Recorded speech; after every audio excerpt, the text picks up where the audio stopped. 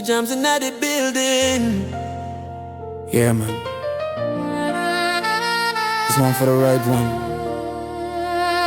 Not just anybody. Nah. It's your whole timing. Best.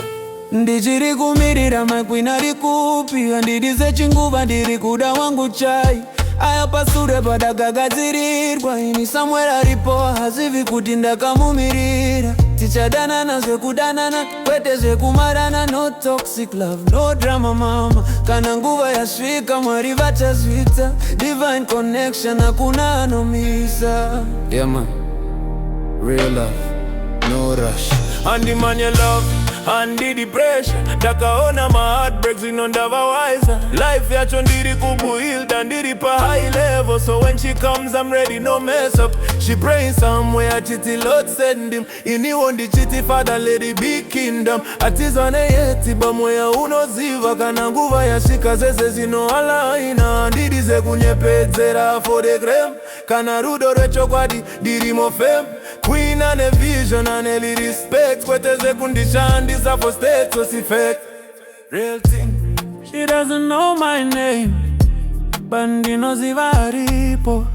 Mwari vari kunyora game timing yavo haina tipo. Ndichiri kumirira makwina arikupia ndidize chinguva ndiri kuda wangu chai aya pasure pakakagadzirirwa ini Samuel aripo hazivi kuti ndakamumirira tichadanana zvekudanana kwete zvekumarana no toxic love no drama mama kana nguva yasvika Mwari vachazvita divine connection hakuna anomisa.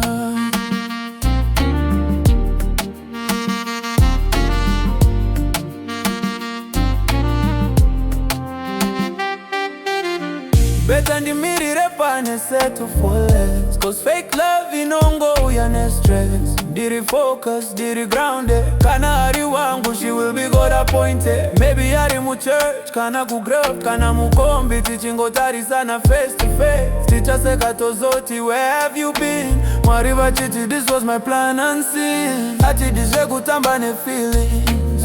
Ati dizwe late night healing. Kana rudo rwasvika rwacho rwakachena kwete today love mangwana waramba no one day tichasangana moyo yedu ichabatana zvese zvanga zviri waiting season zvichava forever reason. Ndichiri kumirira handina pressure love yedu ichava treasure tichadanana zvekudanana kwete zvekumarana till forever hapana kuparadzana. Kana nguva yasvika zvichaitika Mwari havakanganisi vanozvipedzisa chimama changu wherever you are. I'm waiting baby.